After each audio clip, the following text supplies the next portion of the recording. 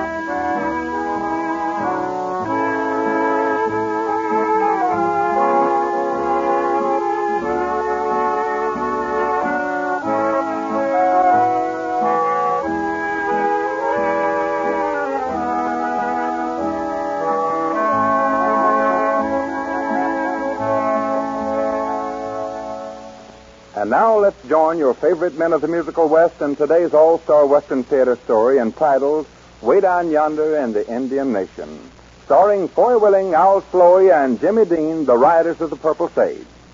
Featured with our singing stars in this epic of Oklahoma is Miss Helen Gerald as Napanee, the Indian maid, Eddie Fields as Chief Running Water, Harry Lang as Cecil B. DeSempton, and radio's young up-and-coming comedian and banjoist extraordinary, Ken Card.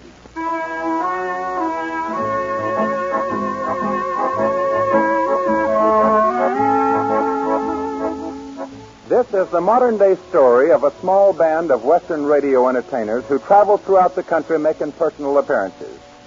Our story opens in the local auditorium of Broken Elbow, Oklahoma, where the boys are concluding their evening performance before a large crowd of admirers.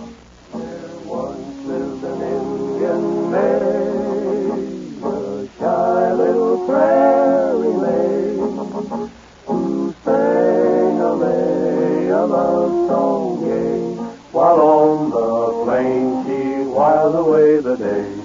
She loved a warrior bold, this shy little maid of old, but brave one day he rode away to battle far away. Now the moon shines tonight on pretty red wing, the breeze is sighing, the night bird's crying, far up beneath saw her brave is sleeping, while red wings weeping her heart away.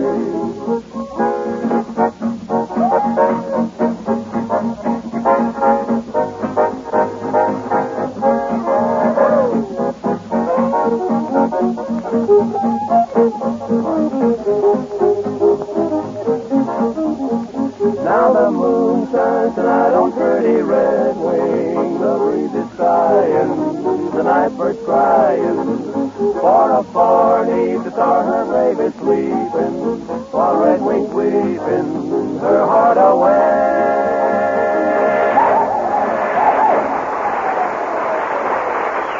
Thank you very much, folks. Thank you, folks.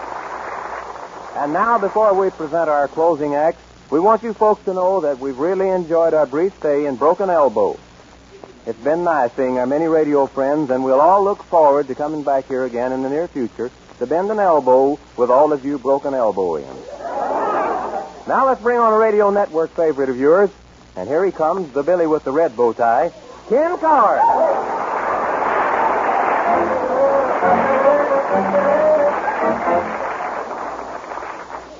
Well, thank you, Foy, and hi, your friend. Ken, I understand that you just got back from a vacation. That's right. Well, did you go alone? No, I took my wife and mother-in-law. Your mother-in-law? Yeah, I had to take her with her motorcycle. You know, we had quite a lot of trouble getting out of Broken Elbow. We came up to one of these stop signals. My motor stopped. Light went red, green, yellow, red, and green. Pretty soon an officer came over. Said, "What's the matter?" I said, "Well, I haven't seen any colors I like yet."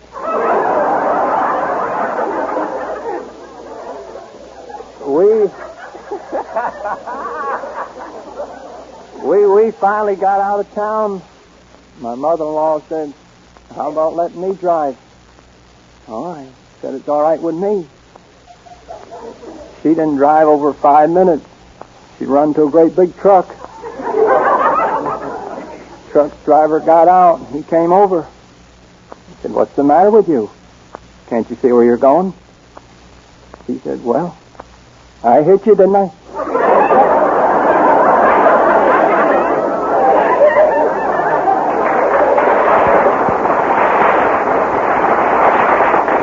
You know, it made him kind of mad. He got into a little argument with my mother-in-law. Pretty soon he said something to her she didn't like. She jumped off that motorcycle, throwed a hard right at him, and then we helped her back in the sidecar. My wife looked at me. She said, "I think we better take Mom to a hospital. She's fainted." I got on the motorcycle, going down the road about 40 miles an hour. I looked over into the sidecar, see how she was getting along. There she was, her eyes wide open, her face red as a beet. I said, "Ma, the way you're perspiring, anybody think you were running?" She says, "I am. The bottom fell all this thing 10 minutes ago."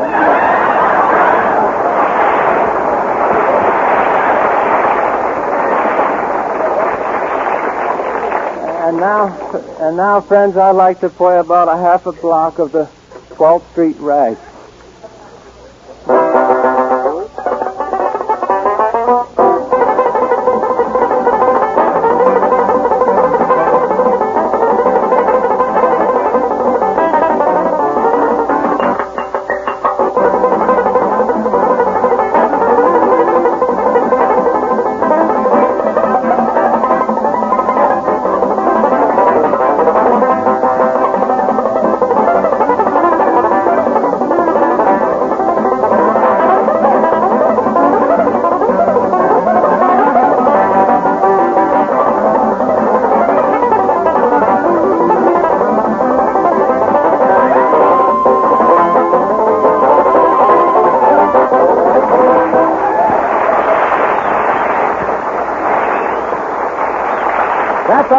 That's all, folks. Good night to you. Good night. Pull the curtain, Mike. That's it. Well, boy, we sure did knock 'em over. I sure did. Now, tell your friend you ain't allowed backstage. But I've got to see the writers of the Purple Sage. I'm Cecil B. Simpson, Secretary of the Broken Elbow Chamber of Commerce. It's a matter of life and death for this entire community. What's going on over there, Hank? This man says he's got to see you, Mr. Welling. All right, let him through. All right. Wonder what he's in an uproar about. Maybe he wants his money back. Oh, no. Mr. Welling, my name is Simpson. Cecil B. Simpson. I'm Secretary of the Broken Elbow Chamber of Commerce. Glad to know you, Mr. Simpson. This is Al Sloy and Jimmy Dean. How do you do?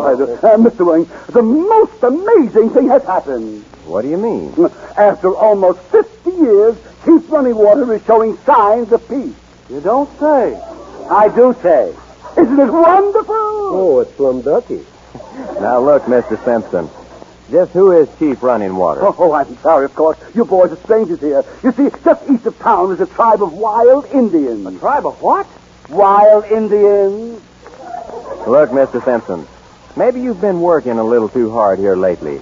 Your mind is just a shade mousy. Oh, I know it's hard for you boys to believe, but nevertheless it's true. As a rule, we try to keep their presence among us a secret from the outside world. But the No-Washi Indians have been a threat to peace and security of Broken Elbow ever since Oklahoma became a state. You mean they're real wild Indians, just like in the moving pictures? Exactly, only more so. But what's all of that got to do with us? You boys are going to make peace with the No-Washis for the people of Broken Elbow. And up until now, no white man has dared to enter their reservation. Well, you're crazy as a bedbug. You think I'm going to lose what hair I've got left.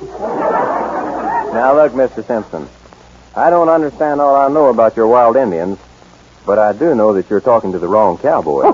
But you boys don't understand. Chief Running-Water has demanded a command performance of the Riders of the Purple Sage. He's an ardent radio fan of yours. Why, it's an unheard-of act on the part of the chief. Well, for my money, we're going to continue to be an unheard-of act as far as the chief's concerned. But boys! Sorry, but we don't want any part of any wild Indian. Yeah, I'll chase Indians in Western pictures, but when it comes to the real McCoy, you can count me O-U-T, out. Oh, and by that decision, you are endangering the lives of every man, woman, and child in Broken Elbow. Well, how's that? Well, this particular tribe of Indians have never accepted civilization, and they stay mad at the white man constantly. Why, it's been going on for almost 15 years. You boys refuse to keep, and it may put them on the warpath. Well, it kind of looks like you have us on the spot. Well, I'd rather be on the spot than in the fire. Why, the chief even wants to make you boys honorary Indian chiefs. Well, if he's friendly towards us, then maybe this thing wouldn't be so bad. Oh, that's the spirit. Why, this chief has been one of your radio listeners for years, and when you boys put on a show for him, he will need peace at last in Broken Elbow County. Well, what do you boys think? Now, let's don't rush into this thing head first. No, let's think it over. Fine. All right, Mr. Simpson, we'll do it. When do we visit the chief? I'll make arrangements for tomorrow afternoon, and you can put on your show tomorrow night. Good. We'll see you then. Oh, thank you, boys. Thank you. Now, that's all right, pal, but give me back my hand, will you? Goodbye, boys. Broken Elbow is saved. Saved. Do you hear me? Saved.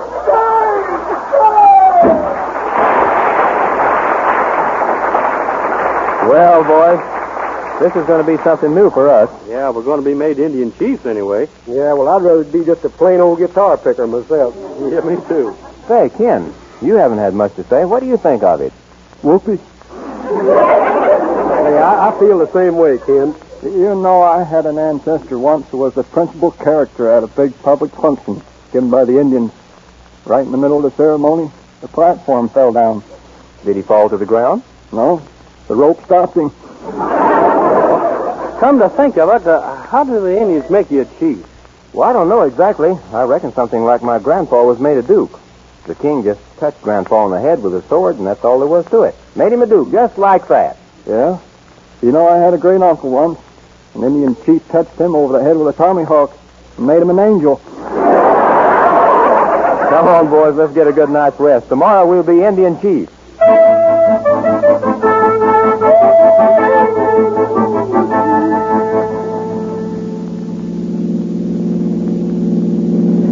Well, boys, here we are at the No-Washi Indian Reservation. That's the gate that leads into their property right there. Yeah, look at that big sign. No-Washi Indian Reservation. Second-hand toupees for any occasion. Sold cheap. Uh-oh. Hey, I hope we don't catch them short on supplies, because I ain't hankering from try to make a deal with me. Say, there's an Indian at the gate with a tomahawk. Possibly a member of the welcoming committee. Well, we'll soon know. He's motioning for us to stop. Okay, let me do the talking, boys. I understand most of their language. Okay. Parlez-vous français? Say, what's he saying? He says, home. Who goes there? I'll answer him. Ugh, flub, dub. Frim, fram, onesie, twosie. Riders of the Purple Sage. Open the door, Richard. And what did you say to him? I greeted him in the name of the Riders of the Purple Sage and asked him to let us in. You say ifche honor day. At the Iders Ray Erpel Pay. Aid say, Anke Gotante if Kanke Umke. Say, what did he say? He said, enter. Drive through, boys. Oh, this is one of the happiest moments of my life. Imagine being the first white man to go through the gates of the No-Washings and continuing to breathe. Why, it's never been done before. Say, Look at all the teepees. This is just like an old-time Indian scene in the movies.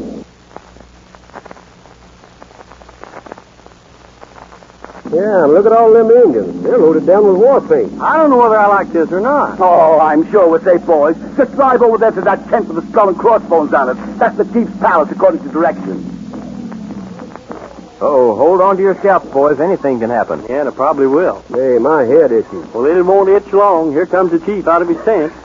You know, these Indians act like they've never seen an automobile. Well, they haven't. Now, remember, boys, let me do the talking here first. I'll make the formal introduction to the chief. He understands a little of our language, I hear. Look. Chief Running Water, welcome riders of Purple Sage. Ugh. How? Ugh. Now, that's an intelligent conversation if I ever heard one. Chief Running Water, me present to you rider of Purple Sage, Boy Willie. Heap big pleasure for me. Me heap big too. Rider Al Sloey. How? Any way you want it, Chief. This, Jimmy Dean. How? But who you? Me? Hi, Chief. I'm Cecil B. Simpson, Secretary of the Broken Elbow Chamber of Commerce. You see, I'm the one... Me no like you. Huh? Braves, burn him at stake. Now, look here, Chiefy. Chiefy, you can't do this to me. I'm a friend of the riders of Purple Sage. That's right, Chief. Him our friend. Who you? Don't you remember? Me willing. Me willing too. Burn him at stake. Hey, it looks like the chief's getting mad. Yeah, they'll have to throw Simpson in the fire. Now, look here, Chiefy. I report this to my board of directors. Me throw them in fire too. Oh, boy, say, he's getting wild. We better try to do something about this. Yes, do something. Hit us the pitch there, Jack. Cowboys and Indians, yip, yip, yip, your way. Scalping, shooting, yelping, yippee-yay. Arrows flying through the air, bullets buzzing here and there. Folks are hiding everywhere from cowboys and Indians. Big Chief Running Water's running wild. Sitting Bull ain't sitting, he's riled. Curly Joe ain't curly anymore. They hung his scalp up on the wigwam door. Double log. Cowboys and Indians, yip, yip, yip, your way. Scalping, shooting, yelping, yippee-yay. Arrows flying through the air, bullets buzzing here and there. Folks are hiding everywhere from cowboys and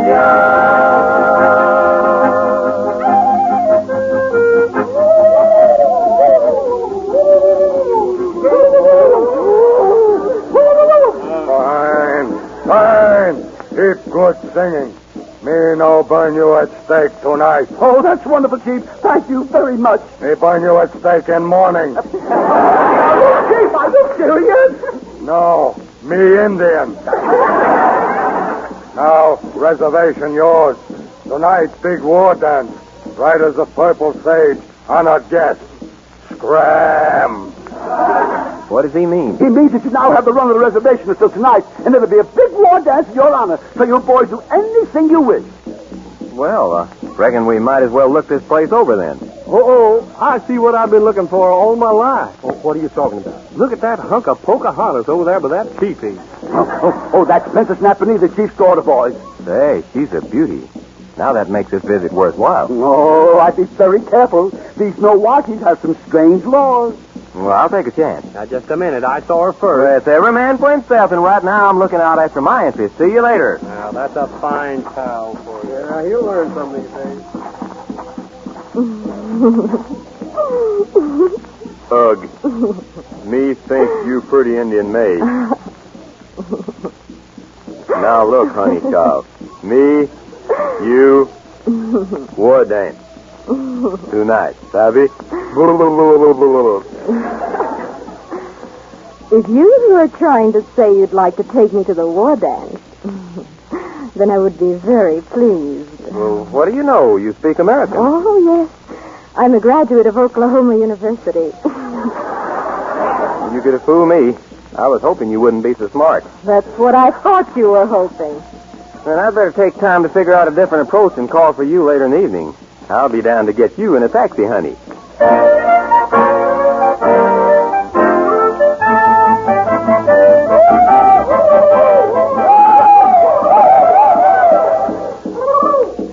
Now, where do you reckon Boy got off to? He's going to miss all this. Well, if you ask me, he ain't missing anything. Look over there at the edge of them trees. Why, that double-crosser, he told me that Indian gal was married up to one of the Braves and that we shouldn't have anything to do with her. We'd get her scalp slitted. Well, that was more than likely his way of keeping us away from her. I'll get it back on him one of these days. Look at him. I wonder what... About the sweetest little caboose, papoose, that is, that I ever saw, Napanee. You're nice to say that. But you mustn't. What do you mean, honey child? I am to be married to the brave of my father's choice. Oh, here he comes now, brave Yellow Dog. Oh, he would have to show up at a time like this. Oh, hello, Yellow Dog. You must meet Mr. Willing. He's one of the boys that came here at my father's invitation. How are you, brave Yellow Dog? Si, senor. Pretty good. How are you? Hey, Jack, you're on the wrong reservation. Well, Yellow Dog, I hope you don't mind my talking to your future bride. Oh, no, senor. Go right ahead. I ain't got nothing to say to her. Buenos noches. See you later, Napanee. Isn't he nice? Yeah, too nice. Got me worried. But I'll tell you, Napanee, I think you're making a mistake. Why, you could leave this reservation and marry yourself a man with $1 million. Oh, money means nothing to me. My father has thousands of oil wells and millions of dollars. Then I'm the man you're looking for. No, I'm sorry. We are of two different worlds. Well, it's true that you're a dark-skinned maid, but I'll sunbrown to a darker shade. That's sweet of you. I'll paint my cheeks of an Indian red and pin a great big old feather upon my head. Well, we'd better go over there. My father is about to speak. Oh, I'd rather stay here and talk with you, honey. Well, I can't understand the old man any too well anyway. Oh, that would make my father angry. After all, you are a guest of honor. Oh, all right, but it's not what I'd rather do. Oh, there are your two friends. Well, and I can do without them right now, too. It's about time you two showed up. The chief's about to say something. And I was just about to say something, too, until the chief started to say something. Yeah, and I'll bet you my guitar against yours, I can tell you what it was. Quiet. The chief's ready to talk. Americans, we gather here to honor famous radio singers, riders of Purple Sage. Up. Now, slowly. Up. Jimmy Dean. Up. Boy Willing.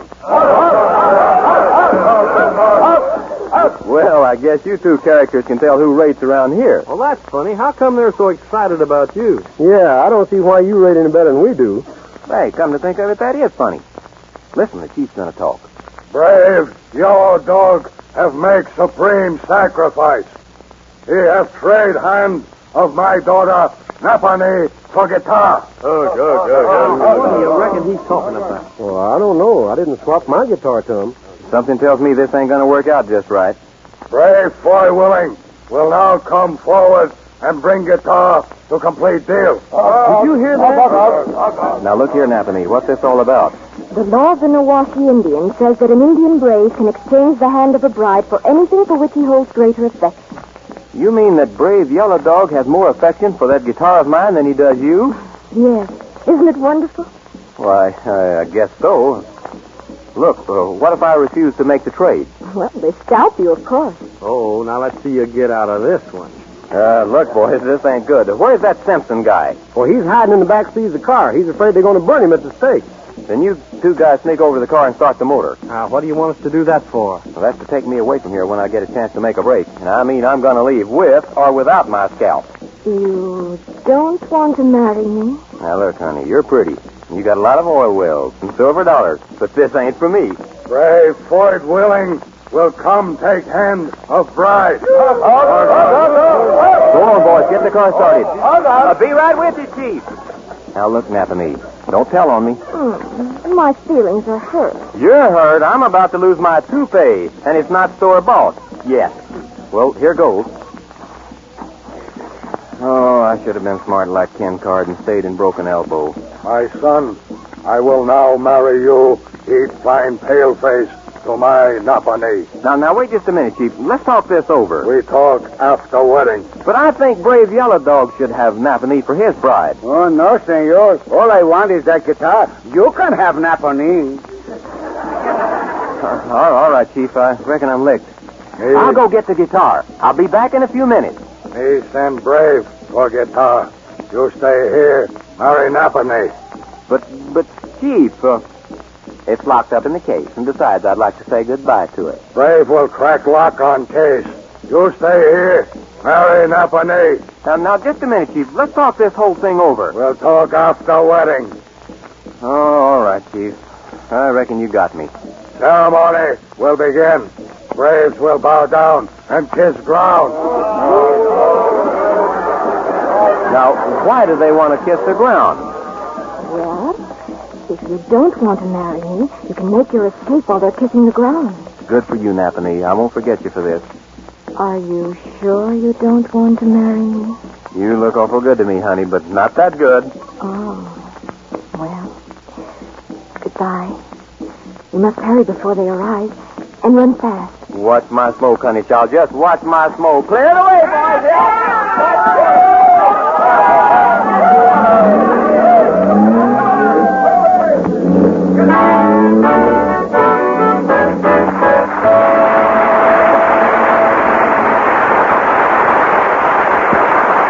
Well, the Riders of the Purple Sage got away, but they'll return with another song of the West in a few moments.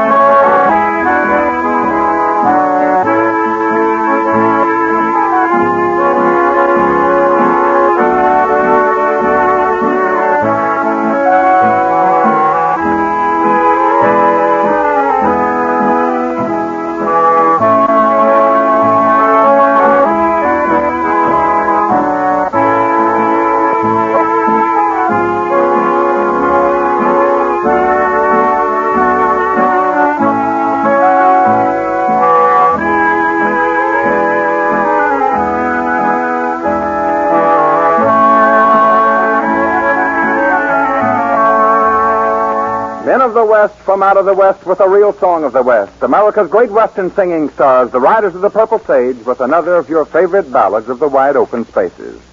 Cool Water.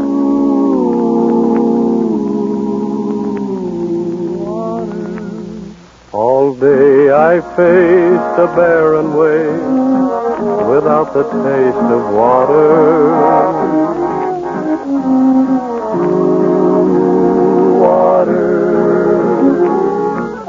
Old Ann and I, with throats burned dry and souls that cry for water. Cool water, clear water, water. Keep a moving then, don't you listen to him then. He's the devil, not a man, and he spreads the burning sand with water. Then can you see that big green tree where the water's running free and it's waiting there for you and me?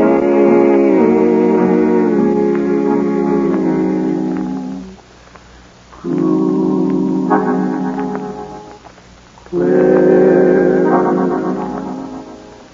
water.